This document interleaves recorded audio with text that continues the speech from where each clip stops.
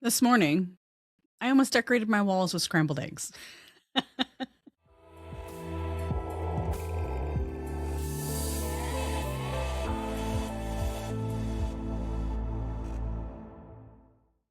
I stood in the kitchen holding my spatula, attempting to place some simple scrambled eggs over my avocado toast. And each time I placed them, they fell over, splat.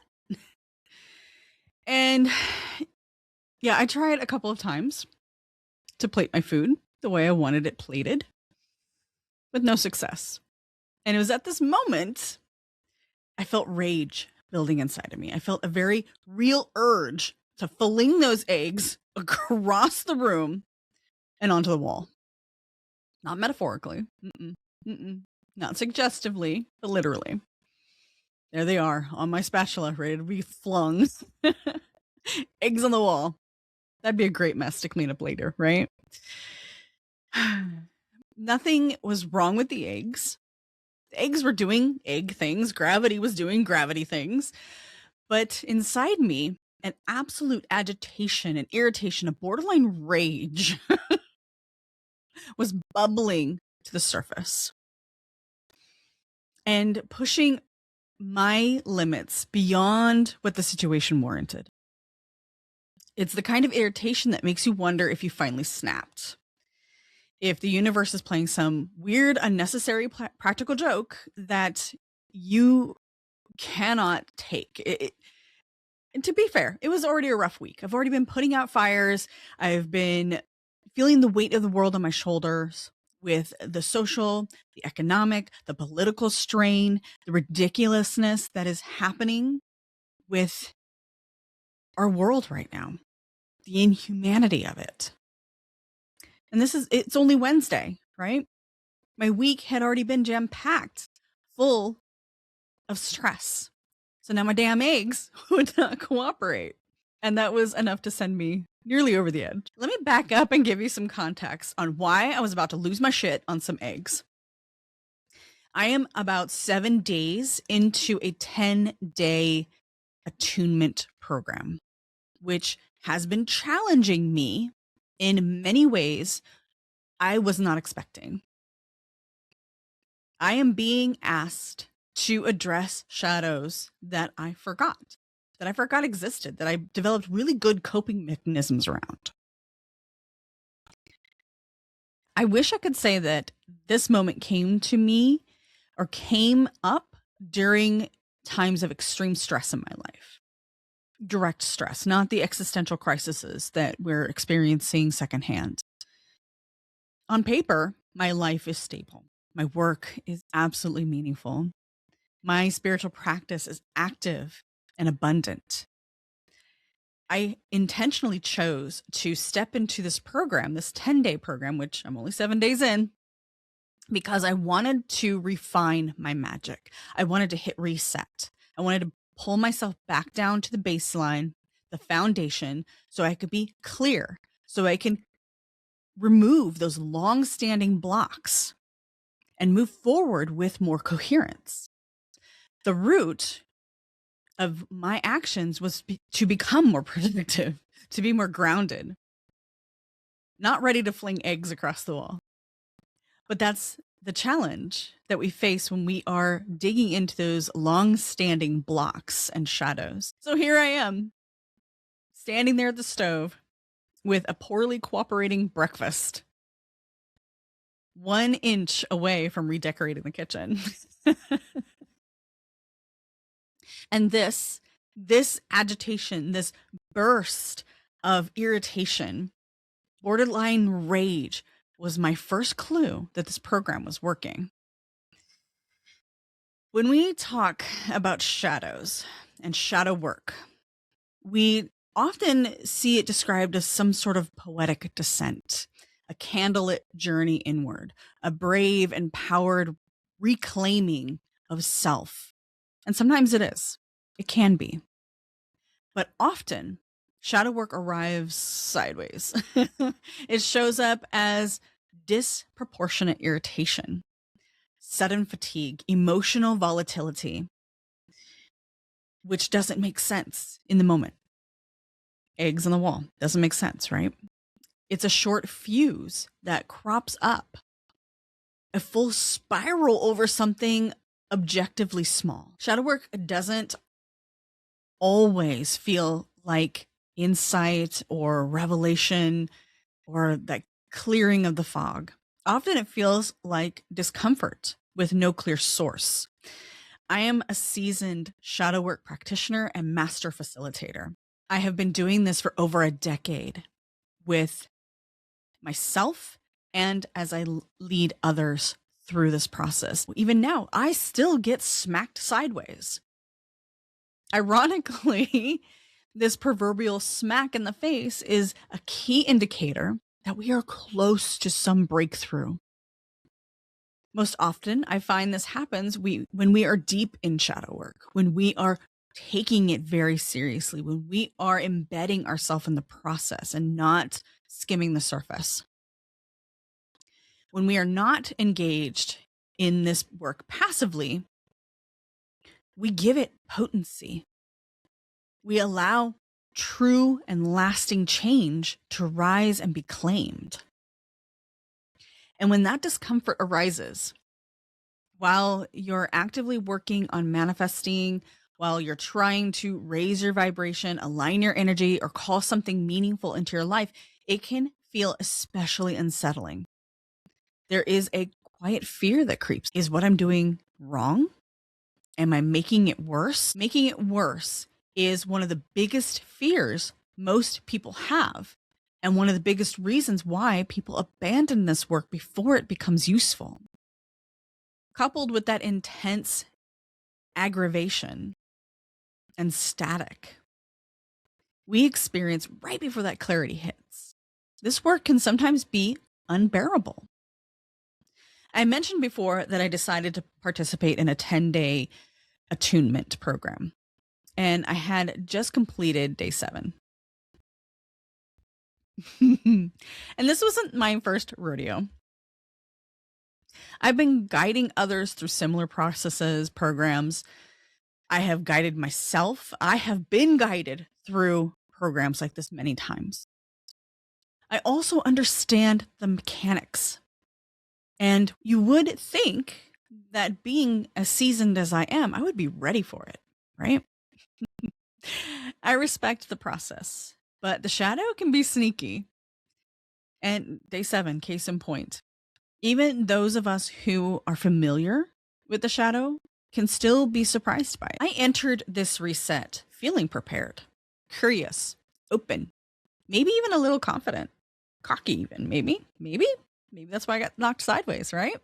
I expected clarity. I expected refinement. I expected an identity shift. I expected my mindset to evolve. I did not expect the hiccup to be as big as it was. What I did not expect was the level of shadow I would dredge up would be something so deeply buried and so viciously poignant. And the thing is, this shadow was it was a simple shadow. It was deceptively simple. The fact that I have learned to cope with this shadow instead of heal it. And once those places are touched, once those realizations are made, the body responds before the mind has a chance to intervene. I think the reason this work was so potent at this time, it has to do with the timing. The thing about blocks, especially deep-rooted ones, is that they're not just beliefs floating around in the mind. They're embedded patterns. They're embedded patterns that trigger our nervous system to respond. Emotional reflexes that are built from years of lived experience, trauma, disappointment, betrayal. I was finally ready to address these blocks. I finally had the capacity the language to name them, to see them and work with them and change the narrative around them. And when you begin dismantling these patterns, the system that worked to keep the patterns intact reacts. For me, it showed up as irritability, resistance, a desire to disengage. I was emotionally off kilter. Small inconveniences felt huge. My tolerance dipped to dangerous levels. I began to question myself more than usual. There were moments when I thought, this feels destabilizing. Shouldn't spiritual work make me calmer than this? And of course, most spiritual work can. But shadow work, like I said, comes in sideways sometimes. This is when most people stop.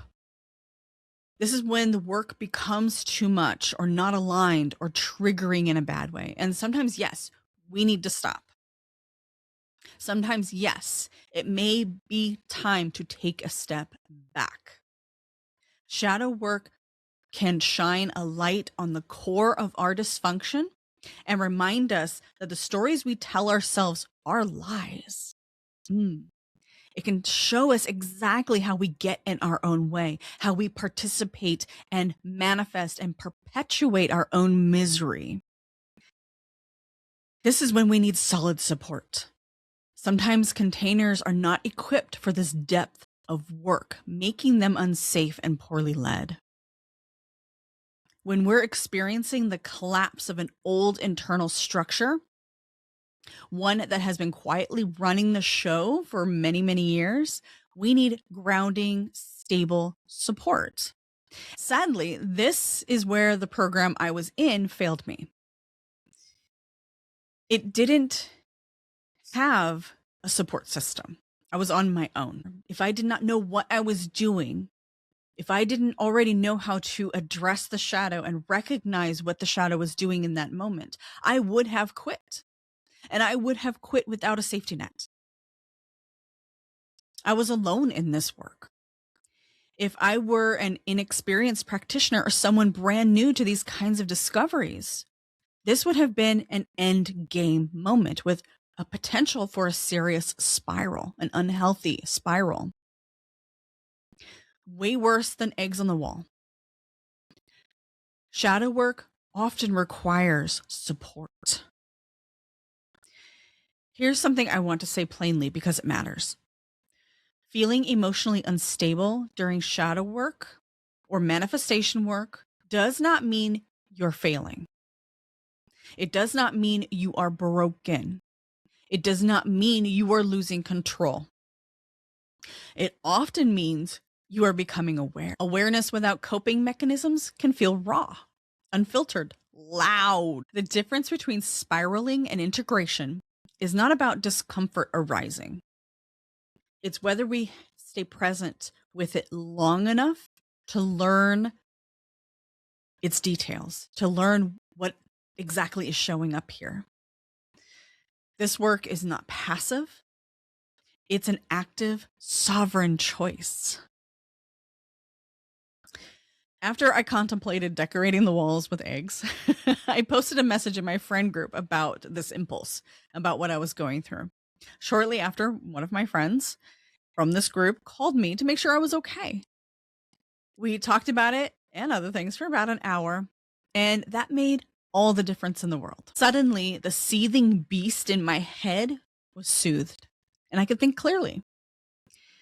I chose to continue the work, not by forcing positivity, not by pushing through it, but by slowing down, by observing my reactions instead of identifying with them, instead of shoving them down, by letting myself be uncomfortable without immediately trying to fix it.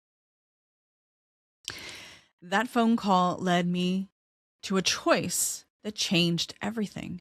Because once I stopped resisting discomfort, the information began to surface. Patterns became visible. Old narratives revealed their deeply embedded hooks. I could see how certain manifestation blocks, how certain blocks in my own energetic field and secret desires were centered around worthiness. They were centered around safety, about responsibility, about who I could become if I allowed certain things to arrive into my life. Something subtle but powerful happens when you stay with the work, when you stay with it long enough. You don't stop having reactions, but you do start recognizing them sooner. You notice the spiral before it takes over. You pause instead of exploding. You develop compassion for yourself instead of judging yourself and condemning yourself. You begin to respond instead of reacting in ways that matter. By the end of this reset, this attunement, I hadn't magically fixed everything. That's not how real work functions. I did gain something far more valuable. I gained clarity. I gained my solid foundation. I gained clarity around my blocks, not as an abstract concept, but as lived patterns. I understood how hidden beliefs had subtly constrained my magic. I didn't realize I was still holding on to them. I didn't realize they were still there. I could see where force had replaced trust and where rigidity had replaced openness. My magical and manifestation practice softened and has become more effective. My magic now feels less performative and more nourishing. That's what happens when we slow down during shadow work, when shadow work is allowed to do its job. Once I allowed the energy to flow, I found new inspiration and coven programs downloading into my creative field faster than I could write them. Which is why I have created for you the 5-Day Witches Reset. The 5-Day Witches Reset is an experience I'm offering to you as a 5-day audio program so that you don't decorate your walls with eggs. Many of you are right now, standing at the edge of a breakthrough, unsure of why things feel blocked, heavy, or emotionally charged. This reset is designed to be supportive, contained, and grounded, a place to explore blocks without unnecessary overwhelm, to understand your patterns without self-blame, to work with your magic in a way that feels human and sustainable. This is an audio-based program for ease, with community support for reflection and integration. It is intentionally curated with a flexible structure to help you stay with the process long enough to walk away with something real. Not just insight, but integration. So I invite you to sign up today. You can check out my website, leandrawitchwood.com, to learn more, or check the link in the show notes. If you've been feeling irritated, stuck, emotionally raw, or quietly frustrated with your witchcraft journey and practice, you are not doing things wrong. You may be closer to the truth than you realize. Shadow work asks us to stay, to listen. And when we do, we don't just manifest more, we manifest differently, with substance, with meaning. And sometimes it takes a pan of scrambled eggs to change it all. Blessed be.